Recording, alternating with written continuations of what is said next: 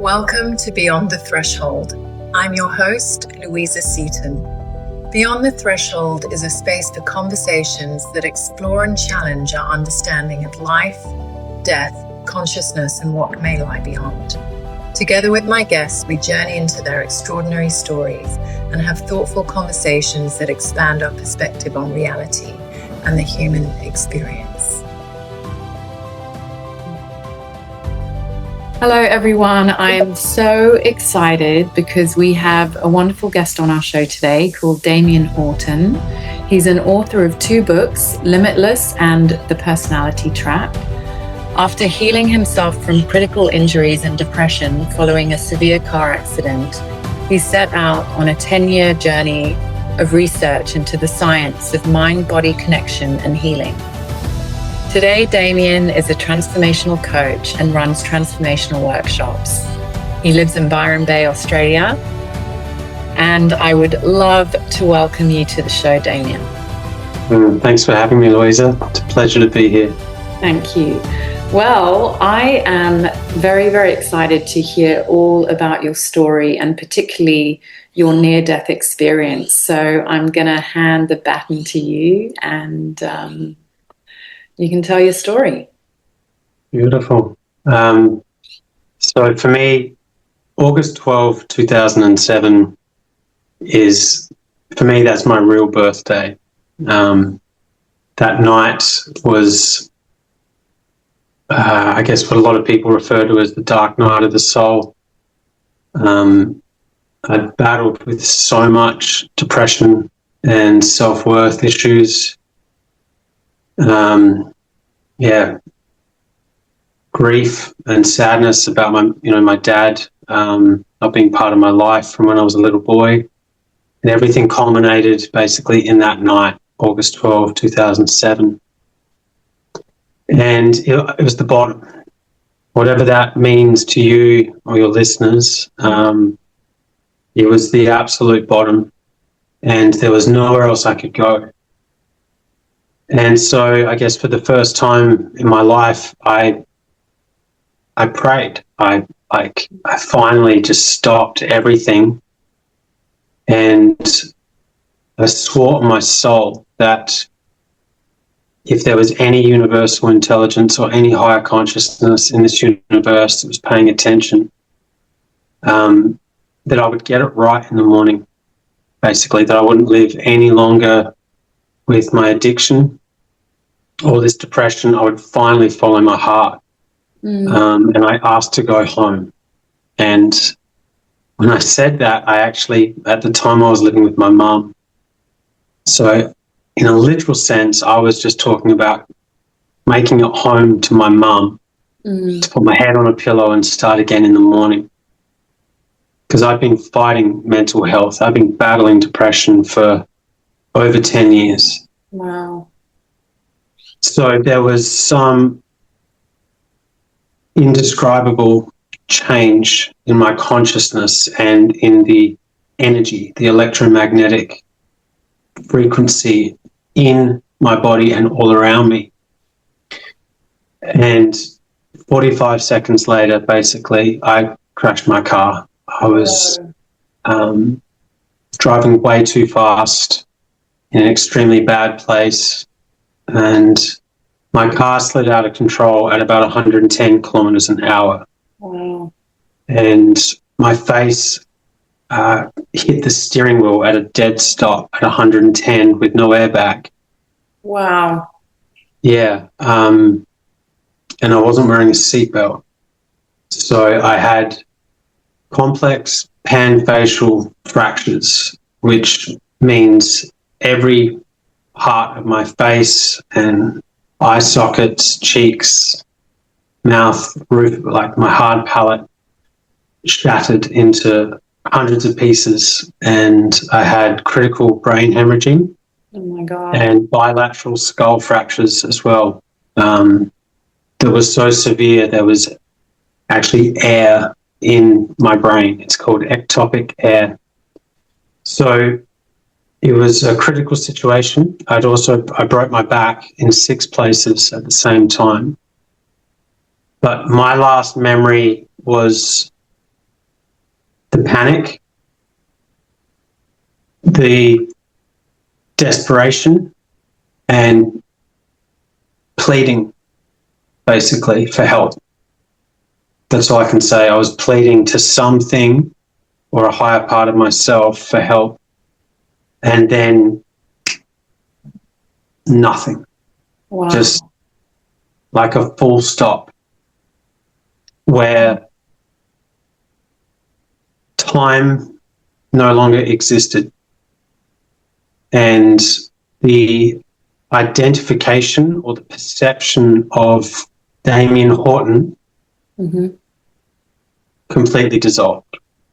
Wow. So what I mean by that is the story that we tell, you know, the pain that we carry from the past, the things we've learned, our personality structure, and the beliefs that we hold, the beliefs and opinions that we fight, you know, to protect, and we think they matter so much. In an instant, there was this infinite dimension of consciousness that opened up.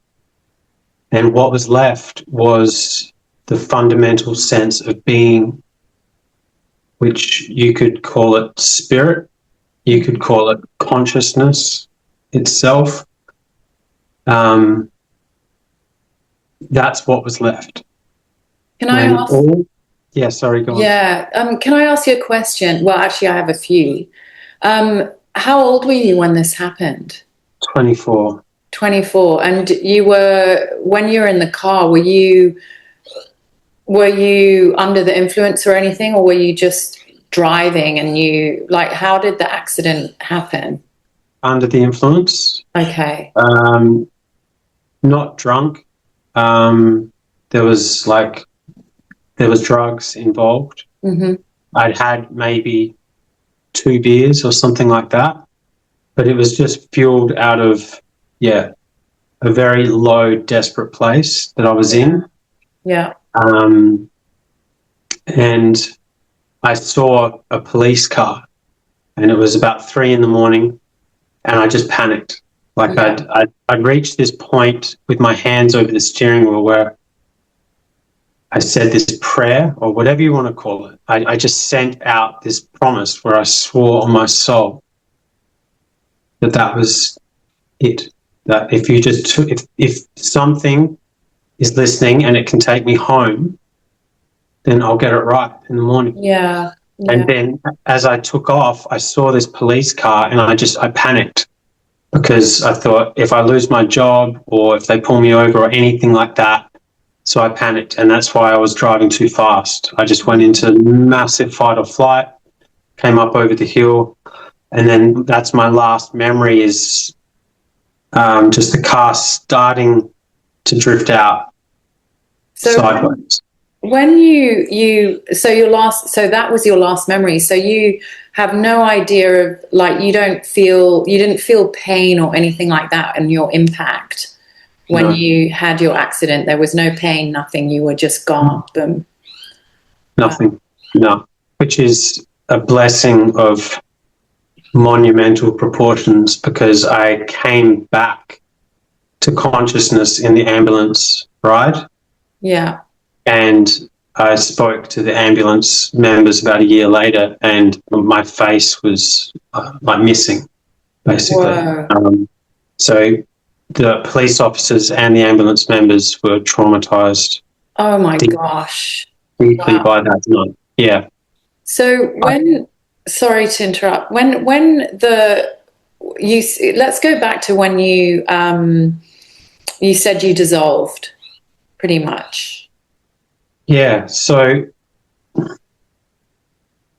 there's no transition in linear time between this car accident and my coma experience, going back to source consciousness, because where we come from, there is no linear time at all. It is infinite now, always now. And so that's something that a lot of people struggle with, because here in our everyday human experience, the way our brain is processing information, we're constantly, have this linear time by the way we go through life, In fact, we have birthdays, we're born young and we grow old.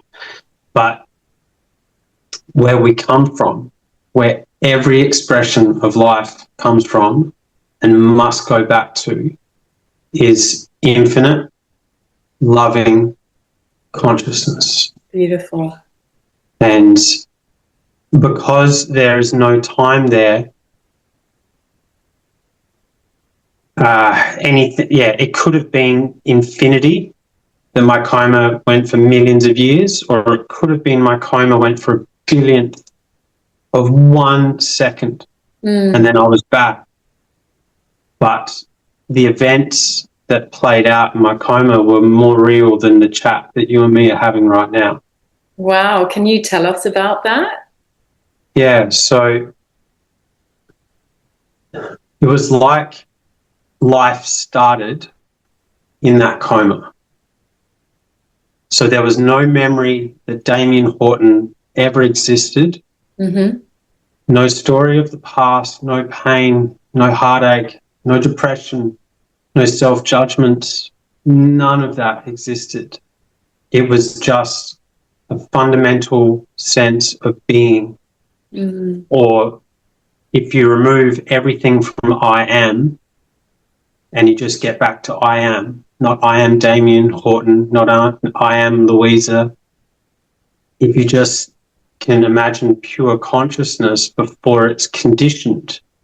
So the essence of you, the essence of love, the essence of everything, of all of us. And it is eternal.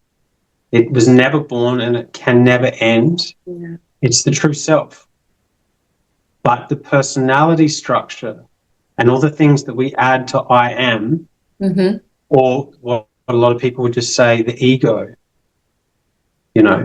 this unconscious perception that I'm a separate being in this environment, attached to my thoughts, having this experience called life, all of that dissolves. So it's an ego death.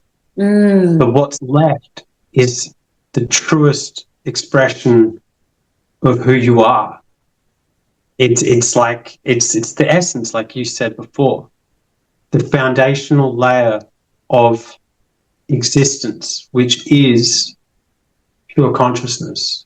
So did you, when you dissolved as Damien, did you have an awareness of where you were, or that you had nothing? Okay. No, I was piecing it together. So again, it's not time. There's no time. Time exists in this dimension. Yeah. Okay. Here in this 3D universe, we have linear time. Yeah. We experience entropy. We're born young, we grow old. This place is all of time. It's the seed of everything that can exist. It's the source. Yeah. It's the home. That's it. It's our home.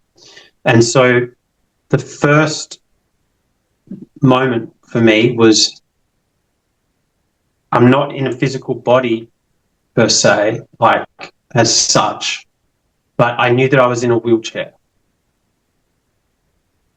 And then I couldn't figure out where I was. There wasn't an I to associate with. Yeah. So at this point, I hadn't said, I am Damien or I am me or anything.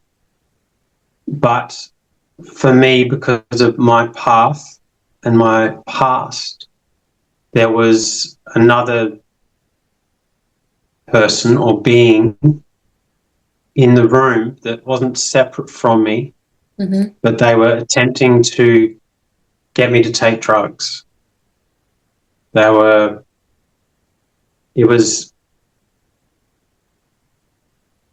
not going to call it a test. I had a choice. to choose survival and pain or love. Okay, and the way I had set it up, the way I set it up for myself was that this trickster or this person was offering me drugs to help with the healing process. So in your coma at this point? Is this within the coma that this is happening? Okay. Yeah. So you created that experience within the coma experience. This is what was happening. It was a choice that had to be made. Okay. And some deeper part of me, some deeper part of consciousness wanted nothing to do with it. And it was almost like it's non-verbal communication, but more like the expression of love, that heart opening and that energy field expanding. And as I chose love and my heart opened, because it was a no. It was a no for me. Another being or another person wheeled me over to a window. Mm-hmm. And I sat at this window, just like looking down out this window like standing on the edge of a wave to infinity. Like no past, no future, no perception of Damien Horton, but knowing that it was love and that I wanted love. And then I could hear my brother, or I hear a voice. Mm-hmm. But there's no association yet. And this voice suddenly triggered a memory, and I went, that's my brother. That's my brother. And I felt this huge love pour through me, knowing that there was something. And in that exact moment I heard my brother's voice, I remembered who I was. And the I am became I am Damien Horton. Mm-hmm. And at the second I conditioned my consciousness back to this person right here and remembered myself, a tear opened up in the window, like a rip in the fabric of that dimension, and light was just pouring out of it. And every piece of my soul knew that I wanted to be back in the physical world. And I got pulled into this light. I got pulled into it. It was a portal. Mm-hmm. It was a portal of light. And the second I came out the other end of that portal, I was in intensive care with my brother beside me. I don't know if you can see that or not, but that was that bottom picture there. Wow. Yeah. Yeah. That was the very first moment of my rebirth. So how long were you in a coma for? Then I was back in this dimension. What's that, sorry? How long were you in a coma for? I was nearly 8 days. Wow. Nearly 8 days. So the choice was either the purpose, to come back to the purpose of human existence and come back to love, mm-hmm. and to experience and express and to manifest, the dreams that I have inside, or choose the suffering and choose the depression and the addiction and that fundamental essence of being wanted love. Wow. And I've never gone back. I've never turned back from that promise that I made, because it was made between myself and, the universal consciousness, the higher power. Yeah. Which we're not separate from in any way. It is us, and we are it. But you can't go back on a promise like that. No. It's impossible to go back on that promise that I made. So, yeah, now I've been on the path for over 15 years, dedicated over a decade to studying the science of healing and neuroplasticity, consciousness, and epigenetics. And I've just done everything I can to give back and to teach people about the power that we have inside ourselves. Because you felt it. You were in it. What's that, sorry? Because you felt it. You were in it, and you were all that is, right? You had that experience. Yeah, and coming out for months, there was months, and part of it has never left me. It just will never leave. It's always here. It's just the joy of being that's love that was given to me. Wow. But this energy that was around me was so strong. All my time throughout hospital, everyone that would come in, they said they could feel it from the other side of the room. I could feel my being expanding beyond the walls of the hospital of intensive care. And it was just generated from the heart. It's just the electromagnetic field of the heart once I experienced pure love. So you brought a bit of that back, basically. Like it came back with you. We always do, yeah. Yeah. I electrocuted a friend.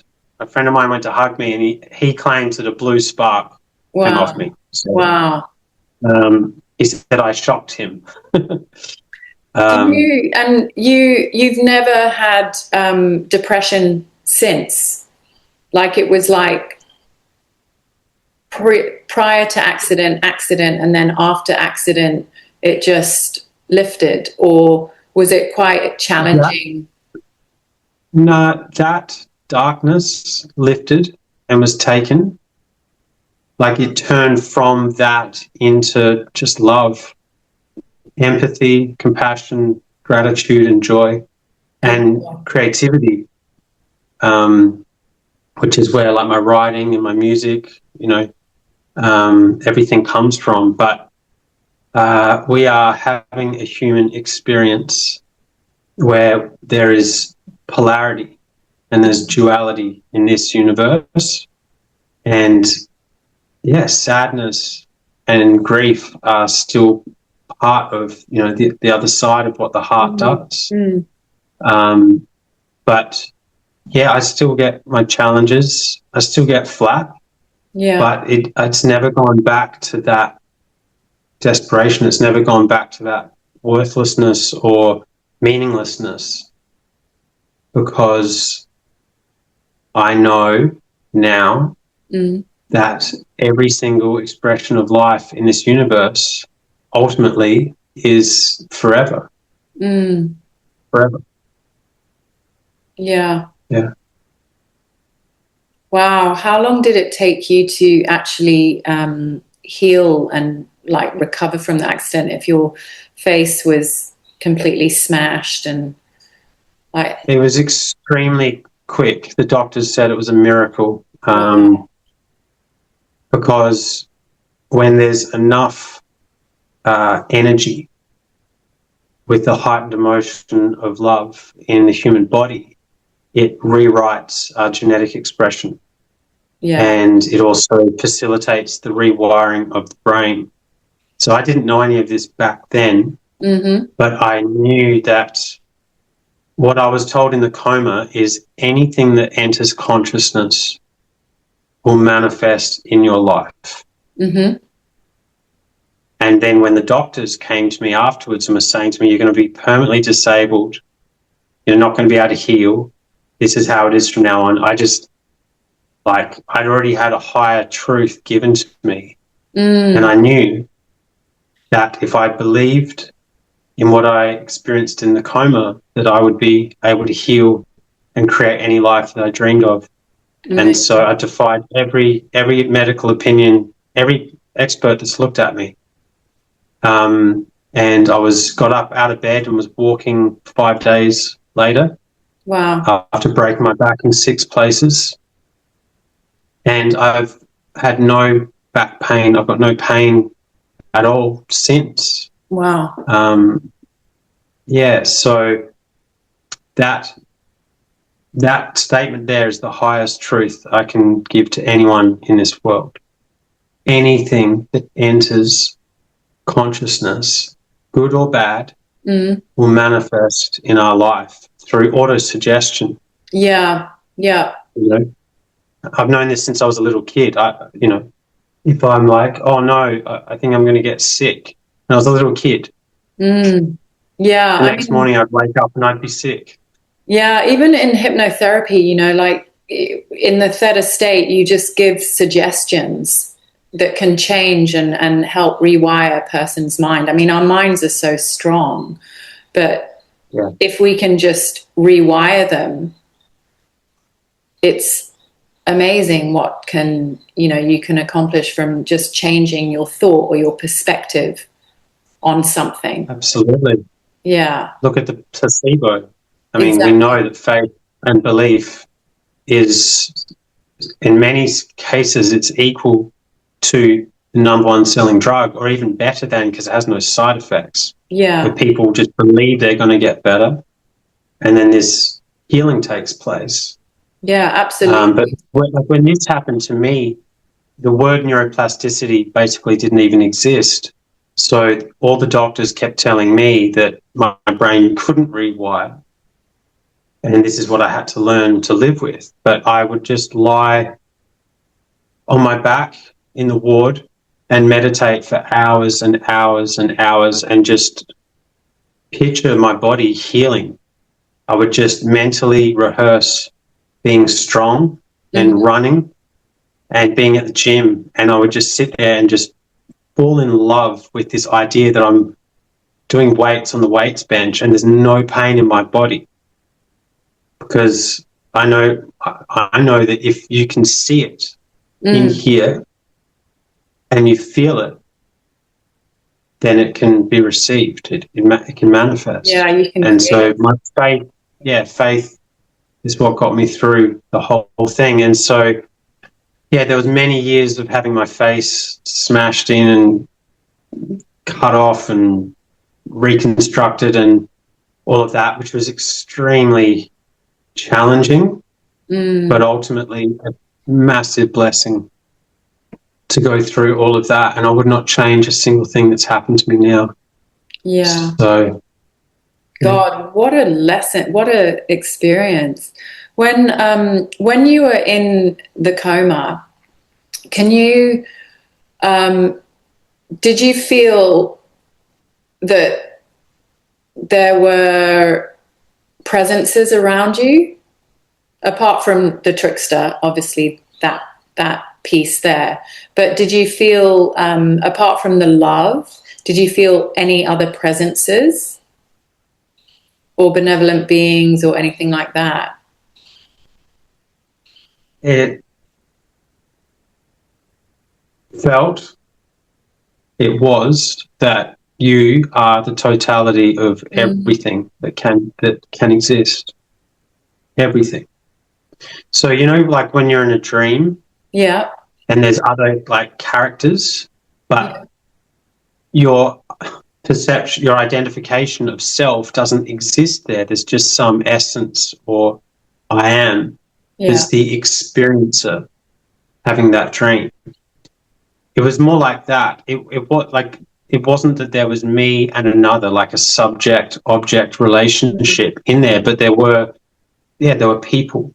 Like I said, the trickster and whatever this, the person that wheeled me away from, the test or the opportunity to choose love or choose drugs, that presence felt immensely loving, immensely there to look after me, like I was protected and cared for. Yeah, how beautiful. But there is a deeper essence within all of us that is the true self. It's what we really are. That pure consciousness is what is forever. But the things that we add on top of consciousness, they're constructs of this dimension of space and time. Ultimately, they live within intricate patterns in our brain, in wiring that exists in our brain. But there's still the experiencer that allows us to have the experience, and that is forever. Yeah. That can never, ever end because it never began. It just is. It's being itself. It's consciousness. Yeah. But division ends at that point is all I can say. Yeah. Division ends and it's unity or oneness. It's what so many spiritual teachers have talked about. It's oneness. Yeah. Yeah. And so through your like healing journey, so after you got out of the hospital, what was the next kind of process for your healing? Because how long did you were in a coma for 7 or 8 days, and then did you stay in hospital for quite a long time after that, or? No, I was meant to be in there for an extremely long time. I think it was only 10 days. Wow. And I walked out. The most important thing, see, after having that experience, I came back with this like second chance and no doubt, no need to have like a belief system or a book or a religion or trust other people's opinions or anything. It's now proven. There is no debate now. I've got the download and the answer. So now I just get to create any life that I've ever dreamed of. And I knew that we're here to experience separation. We're here to experience polarity. Yeah. In physical form. And we're here to manifest the heart's desire to create. We're here to emulate this creative universal intelligence that's allowed us to have this opportunity. So one of the first things that happened was my mum and my brother had left intensive care, and I was lying in bed and I just caught this negative thought loop that I call it the mental terrorist in my new book. Yeah. Every person has this terrorist in their head. I've never met anyone that doesn't. But the problem is we believe it's the truth. We believe that this voice in our head sounds just like us with all its opinions and judgments and negative statements is actually, who we are, and it's an accurate representation of our potential. So because I had this blank canvas, right, like the blank wall before Michelangelo, began to paint, I was able to separate consciousness from thought, which is basically, that is what enlightenment or awakening is. It's when consciousness separates from the program and that deeper level of awareness opens up to someone that's, an awakened being, if you will. It's also a function of the frontal lobe. It's known as metacognition in neuroscience. So I was able to see it as the observer rather than be in the program, rather than be in this thought loop. In the story, yeah. And I went, whoa, that voice, that liar, that terrorist, is a big reason why I've got 40 metal plates in my face right now. If it was the truth, there's no way I'd be lying here smashed, broken, with my back shattered in 6 places. And I weighed 42 kilos. I was emaciated. My mum said I looked like a prisoner of Auschwitz, like a prisoner of war. I was so thin. So in that moment, I disassociated from the voice. And as soon as you break away from the program and you can see the program, the brain gets highly plastic. And so I just rewired my mind. I created a brand new personality, and I had fun with it. I was like, I can be anyone I want to be, because the Damien Horton is just like, it's like a software program that you've uploaded on a computer. Yeah.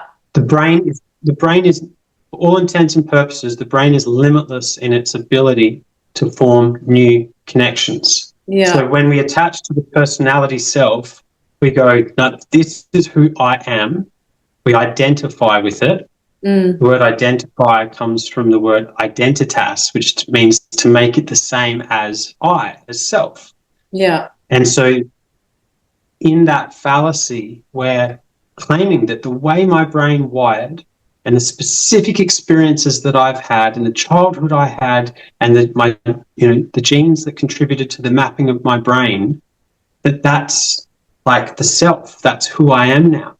But the truth is, with neuroplasticity, we know the brain, we can be anyone that we want to be. So I said goodbye to the old Damien. I just held in suspense the beliefs. I knew this is how the world is. Well, I knew they weren't true now. My beliefs about life, death, God, purpose, love, everything. I was wrong, completely wrong in that moment. So I went, okay, well, if I've been living my life bound by this lie and it's caused so much suffering, I'm going to just rewire and choose a new character. Yeah. And I created a brand new personality. And this is the thing for people that are suffering or people that are lost. We're creating our own reality. Absolutely. All I did, all I did was change my personality. That's it. I changed my personality, and then my dreams, which was to stand on stage, to be an author, to be a musician, to make albums. Yeah. My dreams all came true when I changed my personality.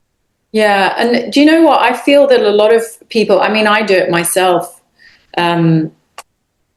sometimes, is, we have these dreams and we want to be this and that, but then we're so stuck on a narrative or past evidence of stuff that's happened to us that we just bring that past evidence and presume that we're going to, or superimpose that onto the future. I mean, that hasn't even happened, right? But we're so stuck in this wheel that that's a lot of the time. I see a lot of people doing this. I hear a lot of people, when they're talking, oh, I don't know if I can, get there because this happened to me when I was whatever. And it's like, no, from this moment in time, you can do whatever you want. The past is the past. It's just a story.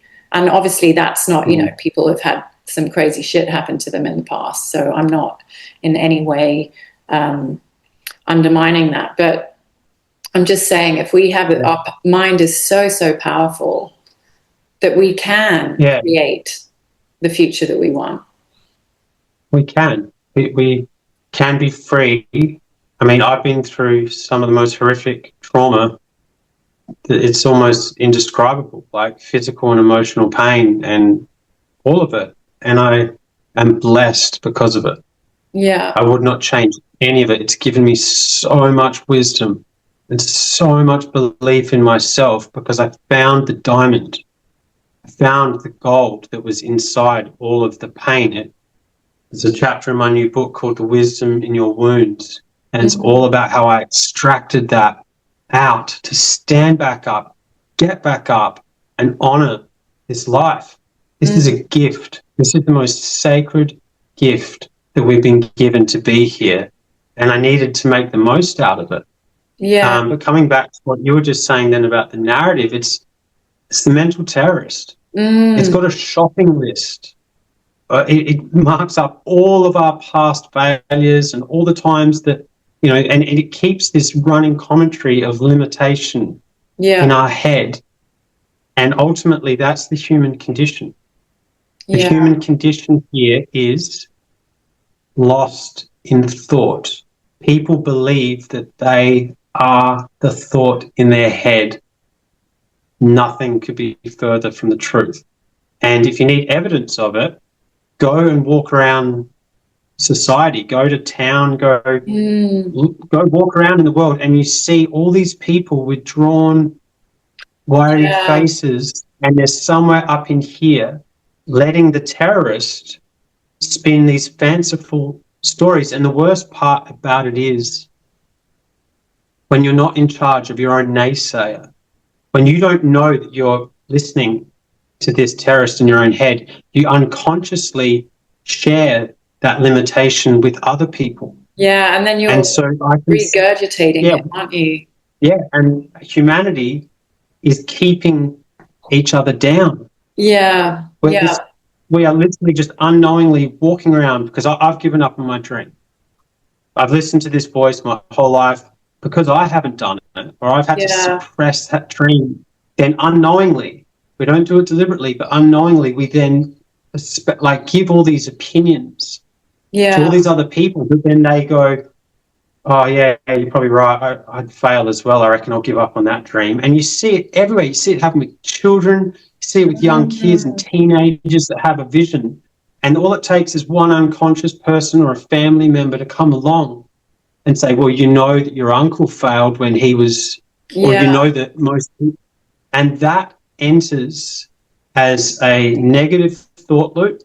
And as I was told in my near-death experience, anything that enters consciousness makes its way into the intricate structures in our brain, in the neural nets, and we auto-suggest that statement like a mantra.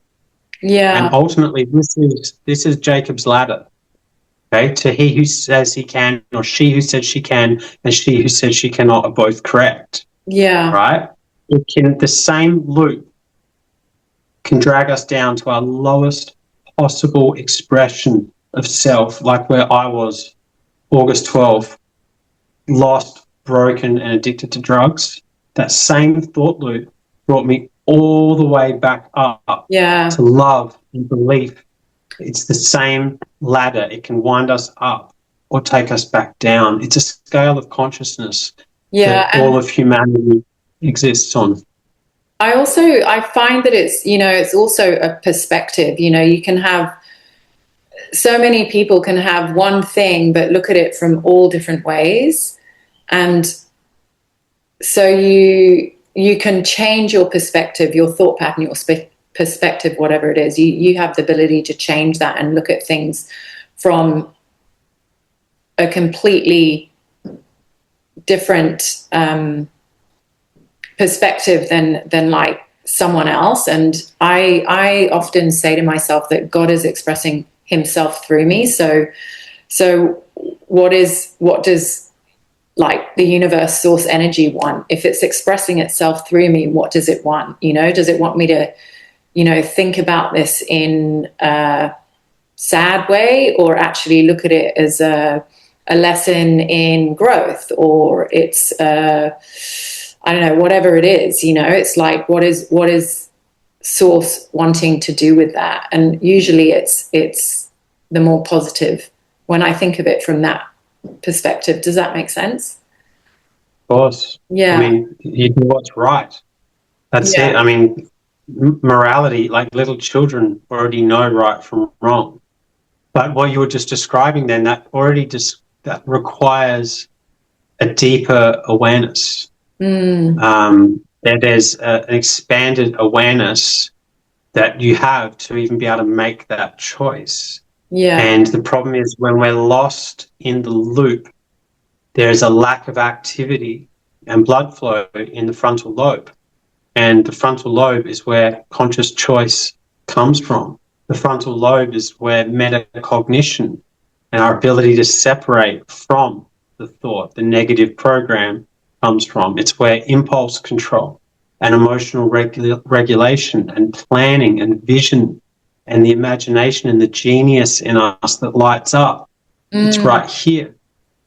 And, I had to destroy my frontal lobe to then find this out, rewire it, and actually start using it properly. And then when we're trapped in, the lower vibration, the guilt, the shame, toxic energy and depression, there's less activity in the frontal lobe, and we're living in survival, quite literally. It's these lower brain centers that we're reacting to life. And if all the blood under stress, we know all the blood gets pushed out of the frontal lobe to nourish these lower brain centers. And so we react. Whereas conscious choice and what you just described, that higher state of consciousness requires activity and blood flow to stay in the frontal lobe. So that's one of the big things that I teach people, which is why meditation, has become my lifeline. Meditation is my non-negotiable. I've already meditated twice today for over an hour and a half, because it increases activity in the frontal lobe and it moves us out of the fight or flight stress response that in 2026, social media and technology and kids and mortgage and work demands and the boss is angry and, it starts to build up this pressure cooker that people are living in. And the more stressed we are, the less we have access to these higher states of consciousness, the less we can consciously construct the life that we want to live, because we're just reacting and living out of primitive networks, primitive survival space. And I know that the more that you're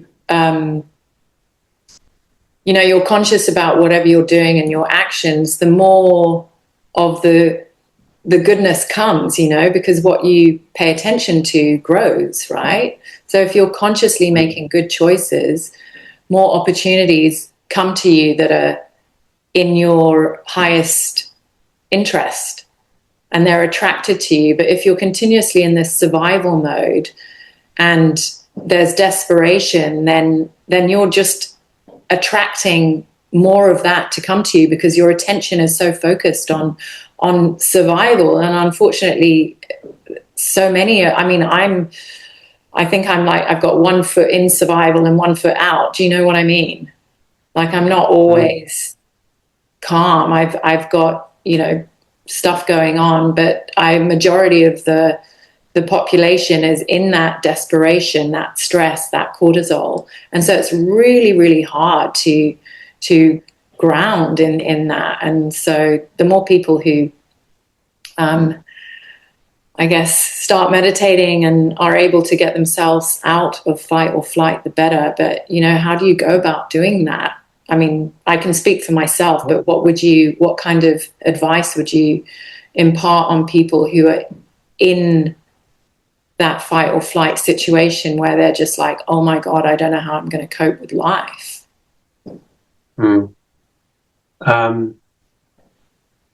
It's very, very tricky, because the hormones of stress are highly, highly addictive. And we set a new sort of bar or standard within our body, which is reactivity, which is just basic survival, and that becomes sort of the norm. It's the most beautiful act of self-love and the greatest gift you could give to yourself, to just take time out. You've got to have some me time.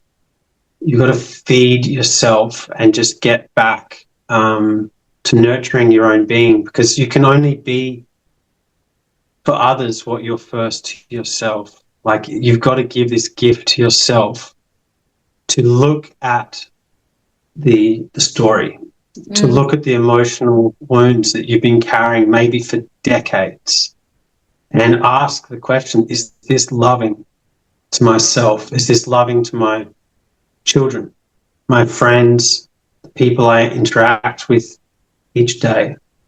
And then we've got to make the choice.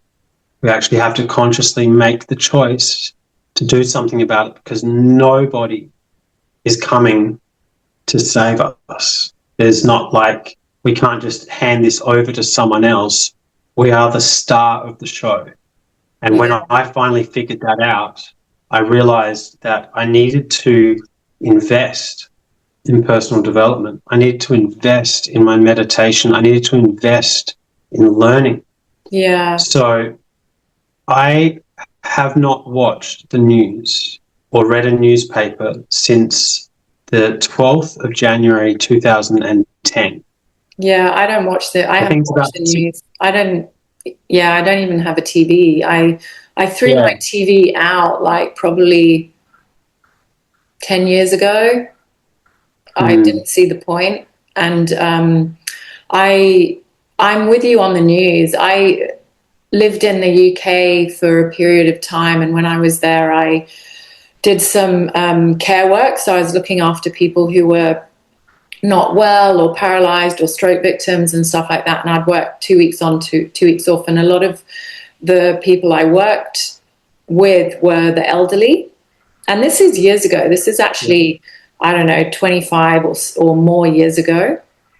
And when I was looking after, particularly the elderly, what I noticed, and this is way back then, is that they would get up in the morning and they'd obviously have their routine, but they would watch the news as soon as they woke up, like 6 a.m. news. Then they'd watch it again at 9. Then they'd watch it at 12, at 3, and at 6, and at 9. And so they watched the news repeatedly, the same stories over and over and over throughout their day. And the stories, if they did it, they'd do it every single day. So the same stories would filter into the next day's news. And I realized then how it was conditioning their minds to just only take in bad news. And a lot of the elderly people that I was looking after were so anxious that, the world was going to end or this was going to happen because they were watching the news so much. It created incredible anxiety. And I was just like, nah, this is not for me, But that was a lot, I just stopped watching news. Yeah, I noticed the same thing, that this journey without news, I interact with people that they come in this fear. They come in all this anxiety, and they've just been feeding this negativity into their minds non-stop, day after day. And it puts us back in the fight or flight. It puts us back in basic survival, and you lose the connection to our ability to be creators of our own path, creators of our own destiny. Because basically the spiritual realm is completely cut off when we are under the influence of stress. As soon as we're in our incoherent monkey mind, analysing, trying to use the mind, stressing, carrying the past, what someone did to me or what they are going to say, or this is happening in the world, and all of this low vibration cuts us off from our connection to the divine. And what I do is, rather than trying to get joy from the world or get this from material things or people, when I meditate in the morning, I cultivate a love for existence inside myself, so that when I go out in the day and I interact with other people, I can be of service and I can give just a little bit of hope and love, and I'm not trying to take from other people. Yeah. So for me, stopping the news was one of the most important things I ever did, because you don't get to choose how your brain's being mapped. Exactly. And what you've been programmed with. So I turned it off and thought, I'm going to learn about neuroscience and epigenetics and deep spiritual teachings and psychology and human behavior, and just went on this huge journey of research, because I had all this extra time to research and create the life that I wanted to live. And so I've been able to fulfill all these dreams. And one of the most important things was, one, disconnecting from the program. We are responsible for our own state of consciousness. We are responsible for our own energy, our electromagnetic frequency, our field that we're putting out each day into this universe. So that's why I'm super big on anything that increases activity in the frontal lobe. So getting out of the routine, getting out of the program where you do the same things each day, think the same thoughts, see the same people at the same times, same places. The more you can break up that, I mean, that ultimately is the core of the personality trap itself. As you start to have new experiences and try new things, the brain becomes plastic. And consciousness starts to move into these new networks and these new circuits. So I would just say to people that it is possible. There's nothing unique about me. There's nothing like special about me. I don't have some gene that other people don't have. And also I had to critically damage my frontal lobe to actually finally activate it and heal my wounds. You know, I'm free of trauma. I'm free of the story and the stuff to do with my dad. There's an incredible chapter at the end of my new book called A Lesson in Acceptance, and it's all about me and my father healing a 30-year rift, this 30 years of longing to have a father and to let go of the story and the pain that I carried. And I'd take people through the choices that I made to make that possible. But ultimately, it keeps coming back to the fact that conscious choice or breaking a pattern or pursuing a dream or controlling our reactivity or healing deep emotional pain, this all starts with the frontal lobe being active. And we've just got to start getting out of that basic survival. So as you said before, doing the things that we love, you know, maybe it could be yoga, Tai Chi, a walk out in nature, surfing, running, you know, aerobic exercise is extremely beneficial for getting blood flow to the frontal lobe. But whatever the story is that you can't, it's an absolute lie. To discover that I could do all of this cost me having my face cut off, a week in a coma, and more than 40 titanium pieces drilled into my face, and 4 radical reconstructive surgeries, having to learn how to talk everything all over again, years of speech pathology, breaking my back in 6 places just to find out. You were doing amazing. Just to find out that this is a miracle. This life is the most sacred gift. And for me, the fact my journey is I had to go through that pain to discover how beautiful and how incredible all of us truly are at the depth of our being. And I don't want to see other people suffer and have to go through all of that. We can start right now. We can start right now, and it's only now. That's the other big thing I'd leave people with. The past is in the past. One of the first quotes in my first book, Limitless, is start where you are with what you have, knowing what you have is plenty enough. Beautiful. The only point of power we have, the only point of creation, and ultimately the only point we will ever experience is the now. That's all we have. You cannot change from your past.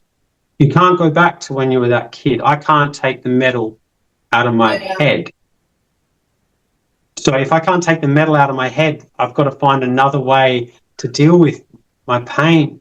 And it was in the present moment. You know, and connecting with our emotional wounds is a huge thing. Like for me, I hadn't cried. I'd been carrying this sadness, thinking I was tough and suppressing as a man, suppressing, and I finally grieved and wailed and cried. And so many people do not understand the neurochemistry released through tears. And it's extremely healing. So healing. So healing. And that was a big part of the journey. But it is possible. This isn't some motivational fluff or hype. If I can come from where I came from and experience this healing, then we all have the potential to change. You've got to start coming back to self-love. Yeah, and stop beating ourselves up. Stop. Well, my mum says it all the time, like, go gently on yourself. Yeah. Go gently. Yeah, we're our own worst critics sometimes, which is so sad. Yeah. Damien, I could talk to you for hours about all sorts of things, I imagine. But we're going to have to wind down. But could you just tell our viewers, have you got your 2 books there in front of you? Can you maybe hold them up so that we can show the viewers, the personality trap? That's my brand new one, which came about because of all the people that read my first one. Great. Limitless and personality trap. Wanted me to write. Yeah. Awesome. There was one email I got from a reader in Canada, and it touched me so deeply. And he said, can you build a model? Can you build a step-by-step of how you did what you did for me right now? I've read your first book. Would you do this? And then that hit me so much. I took 18 months of my life to do this. So if people want to get a copy, both books are available at damienhorton.com/books. And obviously the postage over to the States and to the UK is pretty extreme at the moment. So if anyone was wanting more than one copy, just send me an email so I can get a price. Like, I'll need to go and get it. Like, it's about the weight of the books, basically. So they can send an email to support@damienhorton.com. And apart from that, I do one-on-one mentoring and coaching when I have time available for people. But the primary drive for me these days is my live events and the live workshops, teaching people about the science of healing and the science of personal transformation, and getting people to step into these expanded states of consciousness with my live meditations and breath work that I do. Amazing. Great. Well, I will, I'll put your contact details in the show notes as well. But Damien, thank you so much. It's been such a pleasure to have you on. Is there just one imparting advice or anything that you want to say to the viewers just as a last takeaway? You've got this. You were born for a purpose, and there is absolutely no need to fear physical death at all. The being, the essence, the spirit that you are is so much larger than this physical experience that we're having right now. But that doesn't negate how sacred life is. This is precious. This is our gift, and this is our opportunity, to work through our wounds and to work through the challenges. And ultimately, the journey is about coming back to love. We're all just coming back to love and coming back to source. So that's it. Great. Thank you so much. It's been such a pleasure.